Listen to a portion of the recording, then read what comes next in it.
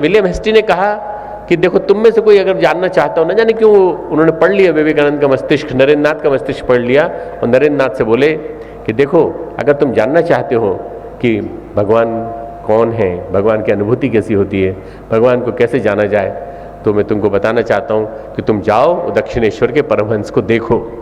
तब जानने के बाद तुमको पता चलेगा कि वास्तव में भगवान कैसा होता है। एक दिमाग में विचार श्रृंखला कौंधी और पता चला कि अरे, तुम्हें इनके सामने एक बार अपना गीत प्रस्तुत कर चुका हूँ। ये तो वही हैं जो पागल जैसा आचरण कर रहे थे, कभी कभी समाधि में चले जाते थे और मेरा हाथ पकड़ करके मुझे मिठाई खिलाने की कोशिश करते। अच्छा, ये वही हैं। मैं देखने जाता हूँ। एक बार गए मिलने, जाकर के देखा, अंदर से आवाज़ लगा रहे थे, नरेंद्र नरेंद्र नरेंद्र, अभी तक नहीं आया नरेंद्र। अरे, मेरे बारे में कैसे पता चल गया? भाई, आज का ज़माना होता तो लोग कहते व्हाट्सअप कर दिया होगा नरेंद्र ने ठाकुर को। आज का ज़माना होता तो मोबाइल से बोल दिया होगा, फ़ोन कर दिया होगा। पर वो पुराना ज़माना था, 1882 की बात कर रहा हूँ, 1882-83 की बात कर रहा हूँ मैं, जब वो नरेंद्र 19-20 साल का था बस केवल। नरेंद्र तो आया नहीं, आता ही होगा, देखो आता ही होगा, आने वाला है।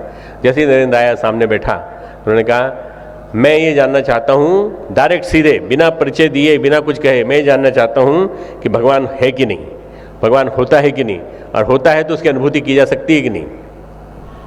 हाँ, क्यों नहीं? तुझे अनुभूति करनी है? बोले हाँ, मुझे करनी है। बोला इधर आ, पास में आया तो अपने केवल पाँव का एक अंगूठा लगा दिया उसके मस्तक से, बस सारे शरीर के सारे चक्र घूम गए, गोल गोल घूम गए अंदर, पूरे रक्त का प्रवाह रुक गया और न जाने क्या क्या चलने लगा। पूरा एक ऐसी फिल्म घूमने लगी अंदर शरीर के अंदर कि देखते देखते पूरा के पूरा शरीर झूमने लगा। अब उसको समझ में नहीं आई क्या हो रहा है, ये क्या हो रहा है। जब थोड़ी देर तक इसी स्थिति में बना रहा तो उसने कहा, ये तो पूरा जीवन मृत्यु का संघर्ष की वेला आ गई, इसमें मुझे सब कुछ दिखाई पड़ रहा है, मौत भी दिखाई पड़ रही है, मुझे मृत्यु का रूप भी दिखाई पड़ रहा है, मुझे भगवान का रूप भी दिखाई पड़ रहा है, मुझे अलग अलग चीज़ें दिखाई पड़ रही हैं, मुझे न जाने क्या क्या महाकाल का दृश्य दिखाई पड़ रहा है।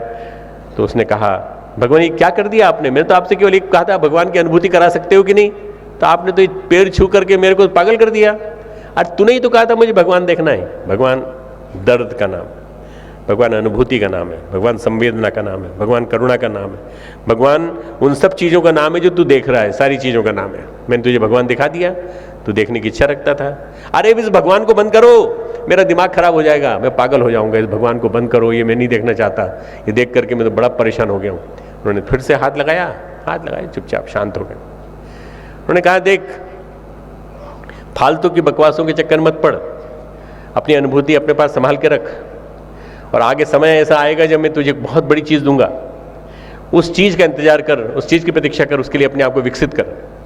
तुझे बहुत बड़े बड़े काम करने हैं, तू जानता नहीं अपने आप को, तो अपने आप को पहचान। गुरु वो होता है जो जानकारी कराता है शिष्य को कि क्या है तेरे अंदर कितनी सामर्थ्य भरी पड़ी है। गुरु वो होता है जो शिष्य को हाथ पकड़ के, उंगली पकड़ के चलना सिखाता है। गुरु वो होता है जो अनगढ़ को भी गढ़ता है, और गुरु वो होता है जो मटके को गढ़ते समय ठप ठक बजा करके देखता है। गुरु कुमार शिष्य कुंभ है, घड़ी घड़ी मारे चोट, अंतर हाथ सहाय दे, काढ़ निकाले खोट, सारी कमियां निकाल देता है।